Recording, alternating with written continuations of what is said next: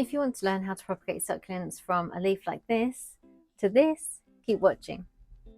If, like me, you can never have enough succulents, this is a great way to multiply your collection. Obviously, you can then swap with others, which is amazing, and just make sure you've got a backup of any of your favourite succulents, or maybe a backup of every single one. When choosing which succulent to propagate from leaf, I would always recommend a succulent that has been recently watered so the leaves are nice and plump, because they're going to give you the best chance of success when propagating from leaf. In this arrangement we have my ghost plant, and this is really good at propagating from leaf and from stem cuttings as well. As you can see, there's quite a few heads on here now, as well as these ones down here. These are the alpenglows. They're also really good for propagation, so we're going to try them today. As well as a recently watered plant, you also want to choose a nice healthy leaf. For example, on this head here, we've got quite a shrunken leaf, so I wouldn't choose that when propagating. You want something that's nice and plump and firm, which is going to give you the best results. So to remove a leaf successfully, I always move it sideways off the plant until you hear a pop, and you need to try and ensure that this center growth point is still attached and that the leaf is not split in any way. And I would take as many leaves as you can, really, for a better chance of success. So we'll just take a few off this one. So this leaf is quite shriveled. You can see it's not very firm, whereas these ones are really firm, so this one's probably not going to be very successful.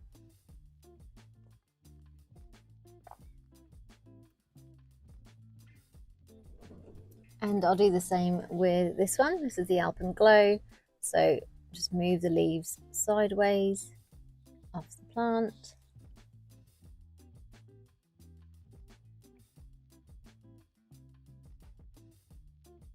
And if your succulents become quite leggy like this, I'm going to do a future video on how to solve that. So yeah, keep watching and keep subscribed if you want to see tips on how to treat a elongated succulent. So there we go, it's quite easy to remove those leaves. And I've also got a Dali Sunshine here, which I absolutely love. So I'll just do the same and pop a few leaves off. Oh, drop that one. And just remove a few more.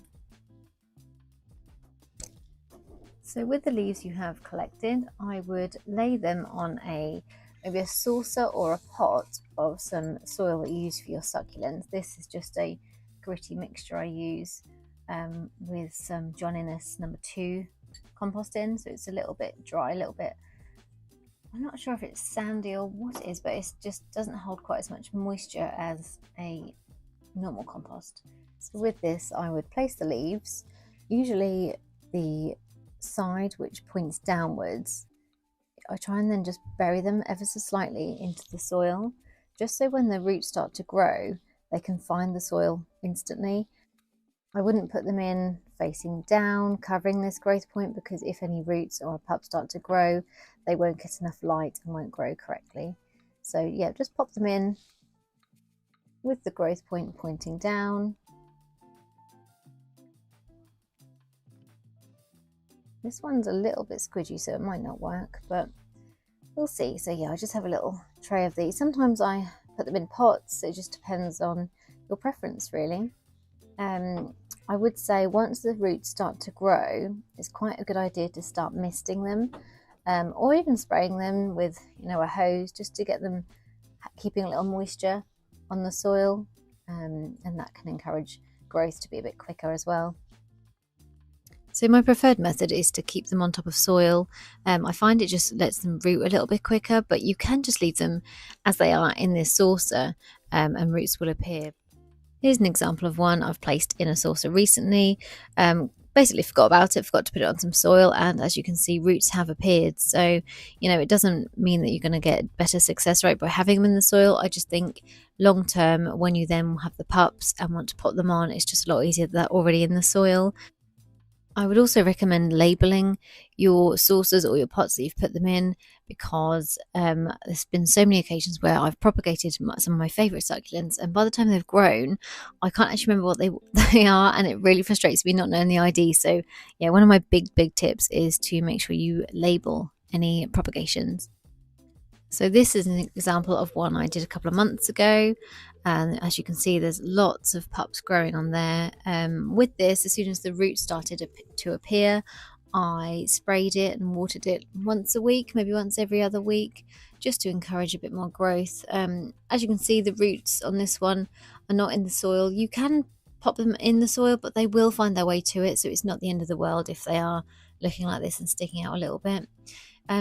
Of course, with anything, you'll find that some don't work. For example, this one, the growth point looks a little bit ripped off, or it might just be that it's damaged or just not taken. So anything like that I would throw away. And also the same, if the leaf turns yellow and a bit squidgy and translucent, then yeah, I would get rid of that one as well. That's not going to work. And here's another example of one I've done previously. As you can see, the leaves are starting to crisp a little bit. So with leaf propagations, the original leaf is obviously what produces the pup, and that's where all the energy and moisture comes from to grow this. So I see a lot of people cut these off, but I would wait until it's, nothing left in that leaf. So even this one, oh no, that one is definitely nothing left. So I've just knocked that one and it's come off straight away. I did think there was a little bit left in them, but no, that's completely gone. So yeah, until they get to this stage, I leave them. I just think they need all that energy and everything from the mother leaf, really. And once they get to this stage, you can of course repot them into individual pots. However, I tend to leave mine now until they're quite sizable and need their own pot. Especially when the leaves are left on, because it takes up a lot of room. So yeah, I'd leave this in here for probably a few more months just to see how much it grows. So if, like me, you have a little bit of a succulent addiction, this might be a really good method for you, and a way of, I say, saving space. I can't really decide if it saves space or not, but it's just a really organized way of me having lots of different succulents. So my collection, I've got over 300, and I try and propagate them every year so they live on. So if one of them dies, I don't lose it.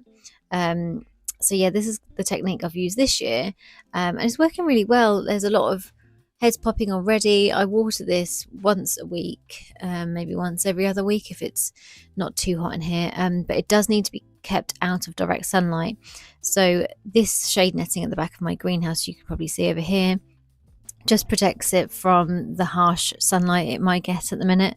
So yeah, definitely keep any leaf props out of direct sunlight, as they will probably just burn and not make it.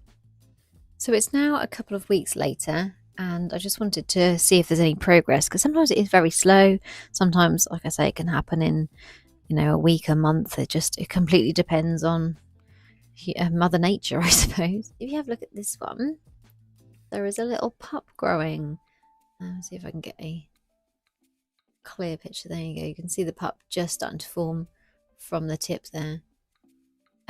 And I don't know if you noticed, but it was actually poking downwards. So anything like that, I would then turn it round, so the pup is going to be the one that gets the most light, where the roots should then grow the opposite end and grow into the soil. So yeah, just do some checks. Like that one's the same.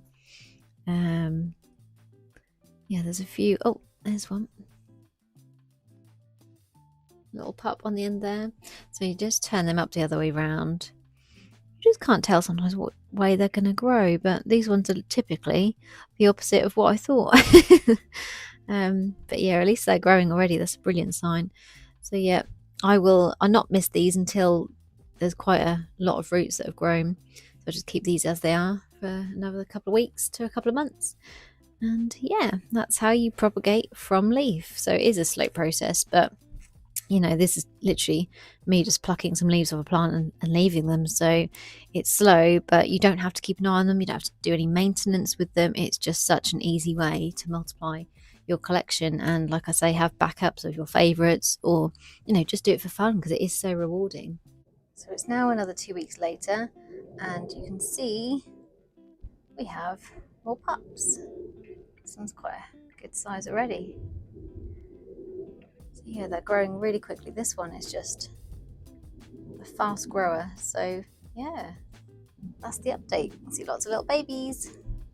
Just to know also, when they get to this stage and they have some roots going into the soil, I would give them a good misting with some water, just to give them a little bit of moisture to get them some more energy and get them growing a bit quicker. And this is the ghost update. I haven't actually put this in any soil, I've just left it in here and forgot about it. And you can see it's not really made too much difference with regards to how quickly they grow. So, you know, if you haven't got the time to pop them in some soil, then this is also a really good way of doing it. Just laying the leaves on a tray and seeing what they do. So yeah, just it's worth experimenting and just see what works for you. But obviously, once these have got a bit bigger, I will end up popping them in soil anyway, so it might just save you a bit of time in the long run if you do it at the start. So I hope you've learned some tips from this video today. It is so rewarding watching new succulents grow just from a single leaf. It does require a lot of patience. Sometimes they are very slow, other times they grow really quickly, and if you don't check on them within a month or so, you've got a new baby without even knowing. If you have any success and want to share with me, please do so. I'd love to hear any stories that you have or see any pictures of your new succulents. So yeah, let me know in the comments. Thanks for watching the video today. I have videos coming out every week on different care tips for succulents, so look back at some of my past videos and subscribe to look at any future ones. So thanks for watching, and I'll see you next time.